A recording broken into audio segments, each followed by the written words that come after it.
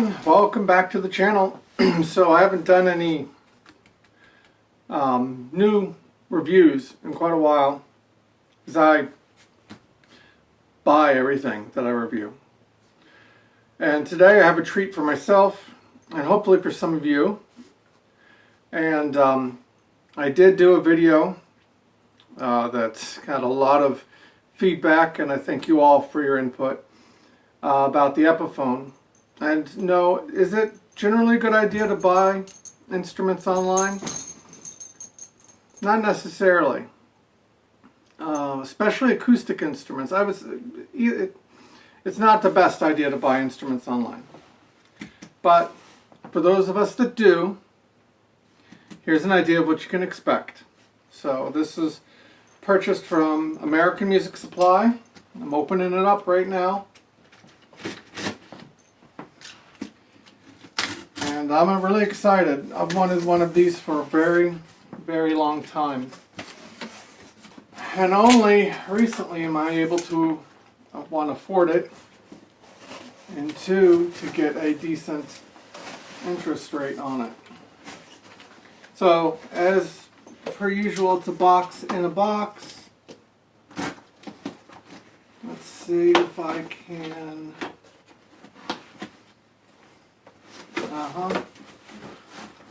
I think, if I'm careful, I can open the inside box, yeah. Alright, so we got the box in the box out. And it has the more modern packing. So it's got a really nice, very well thought out, well designed bubble. Well, I wouldn't call it bubble wrap, I'd just call it air cushion. And yep. The good news is, you know, you always want to inspect the box. The box is in good shape. It's a Gibson. Alright, so I'm going to set this down. I'm going to grab the camera and we're going to have a closer look at this guy, okay? There's that cushioning I was talking about down inside. Alright, here we go. So I haven't opened this yet. I have 1, 2, 3, 4. To my surprise, looks like we only have 4 latches. All on the front. Yep.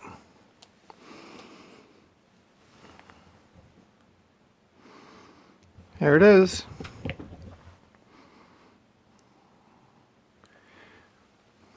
It's a Gibson L-00.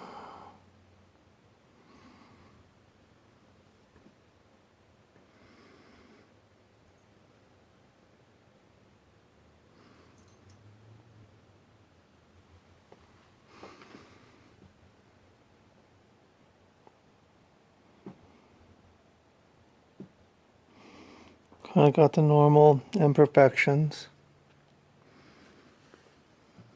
Tooling marks. No binding.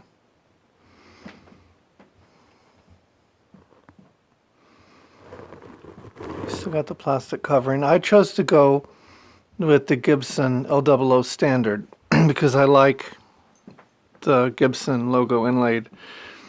And I also liked the more, I don't know, I like this modern sunburst finish quite a bit. Flipping the instrument over, it looks like it's been,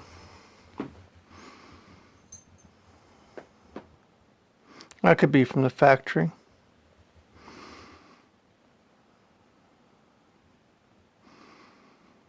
It has that new Gibson smell. I do love that smell. But it's essentially a brown back. I'm not really seeing any wood grain.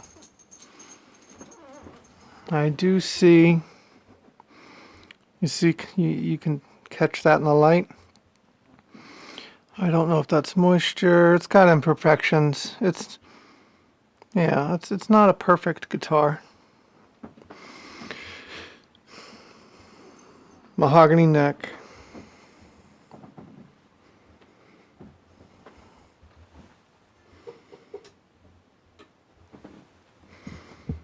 There she is.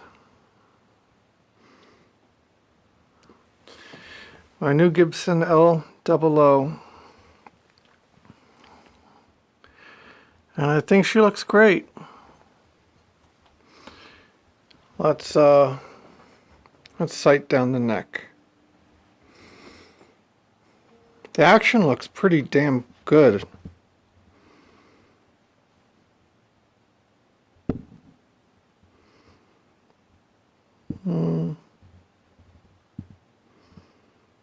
I don't know if that's an illusion or if it's slightly twisted towards. That's just an illusion. It's hard to tell sometimes. All right, so I'm going to do a new bit because I have a lot of new tools. So we're going to take some measurements on it, and then we're going to see how it sounds. Stick around. So real quickly, I just wanted to show you what comes with it. You get the key. You get a really nice pick pouch. You got your strap button. And this one doesn't come with the Gibson tool, it just comes with the nylon adjuster. Gibson cloth. But it does come with the Diodario two-way humidipack. You got to use these, people. And then your normal warranty information and checklist. So, all good stuff. No silica packets. But it's a nice case. Very plush interior, very soft, very smooth. Very nice. Alright, so let's get some measurements here. I'm not in my actual shop because the lighting is too poor. Currently, I'm still working on setting it up. So, got my StewMac gauge here. And we're going to put it in plane position.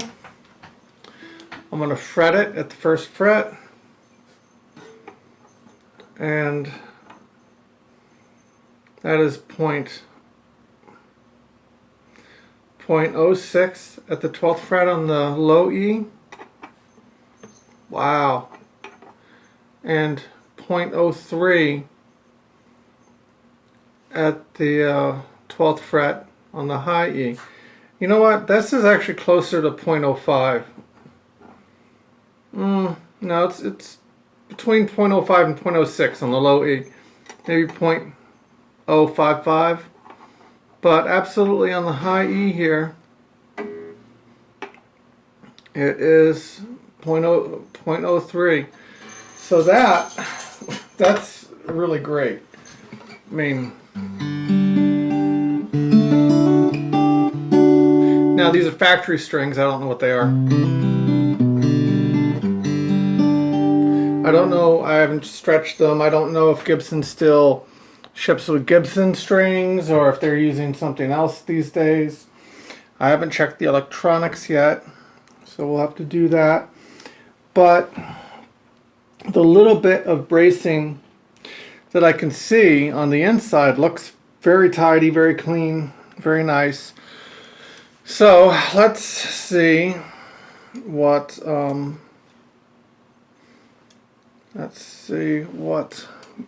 string gauges we have here.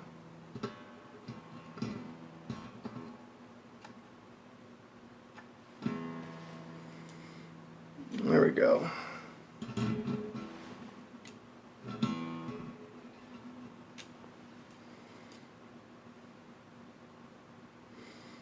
So I'd say, what is that, a 54 on the bass.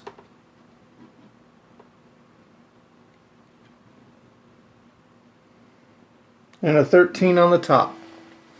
So 13 to 54. I think that's medium or maybe light. I think those are medium gauge strings.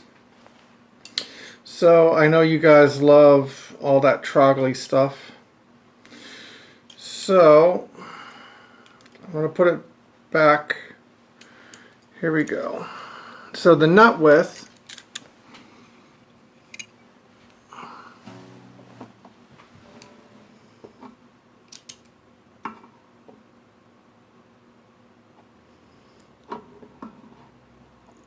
is 1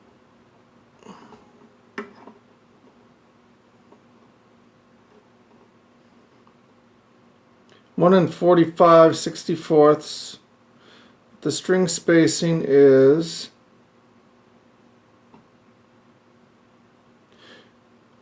1 1/2 inch. I think that's interesting. All right.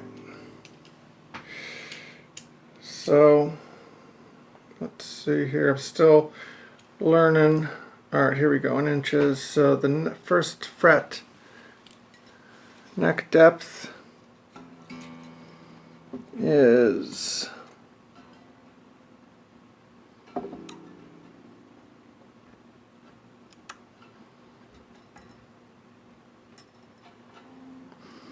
0.95, and at the 12th it gets substantially bigger. Actually, you can't measure at the 12th because the slope starts there. So let's go back to the 10th fret.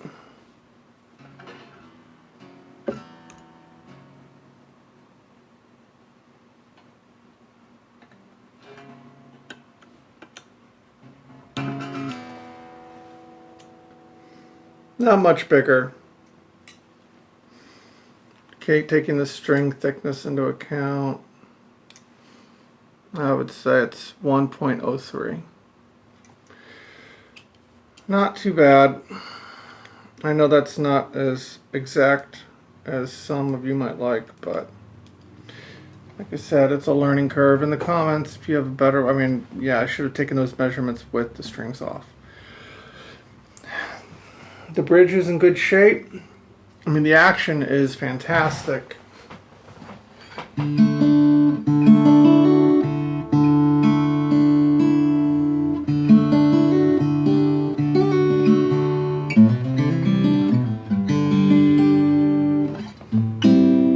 I like the small body guitars for their mid-range.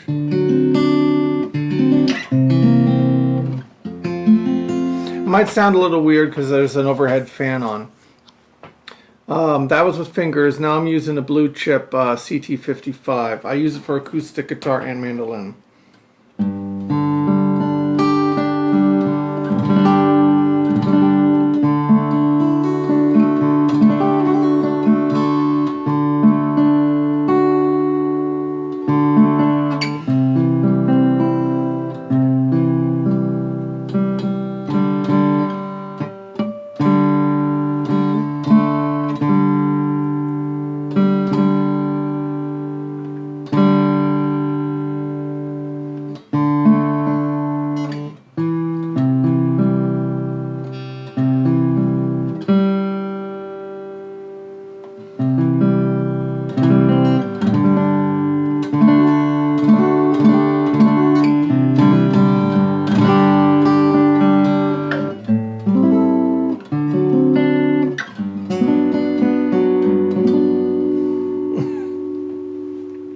I couldn't set this up better if I wanted to.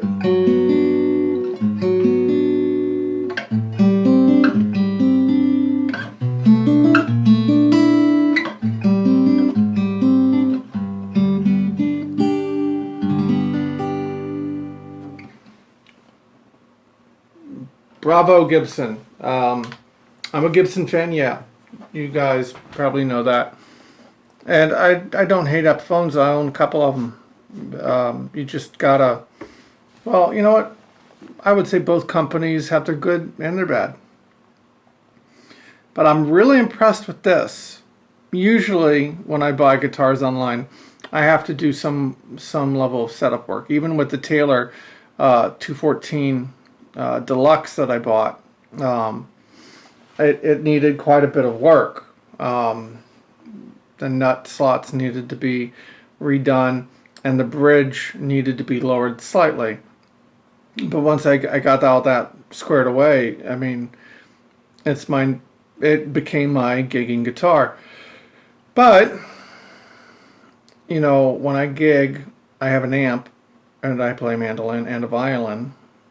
So my instrument doesn't have to be, I mean, it's amplified, so it doesn't have to be huge. So, you know, smaller instrument means less to carry on the way inside to a gig. So if I can have my violin and my mandolin strapped on my back and my amp and gig bag in one hand, or most of my gig stuff in with my mandolin, and then guitar in the other hand, that's one trip. So that's pretty cool. All right, I'm gonna hit stop here, and then we're gonna go test the electronics. I have other guitars with this particular system in it, and I like it a lot. So let's see if it holds up.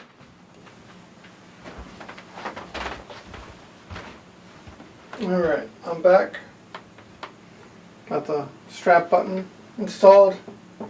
It's very important not to just try to screw those in, guys. You want to start off with a thin drill bit, make your pilot hole, and then gradually get it to the point where it's the right size. Otherwise, you risk splitting the wood.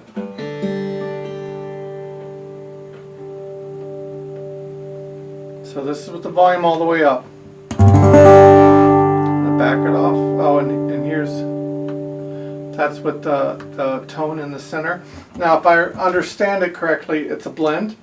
So you have the microphone and then you have the piezo. So here's the piezo. You get that crack in the center. It's a blend with the piezo and the microphone. Here, all the way over, is the microphone by itself. I like it. Backed off just a little bit. Just get a slight bit of definition from the piezo with the warmth. And I also typically, with these pickup systems, will run the volume back just a hair. And that's just a smart thing to do in general playing live. All right, let's try some stuff.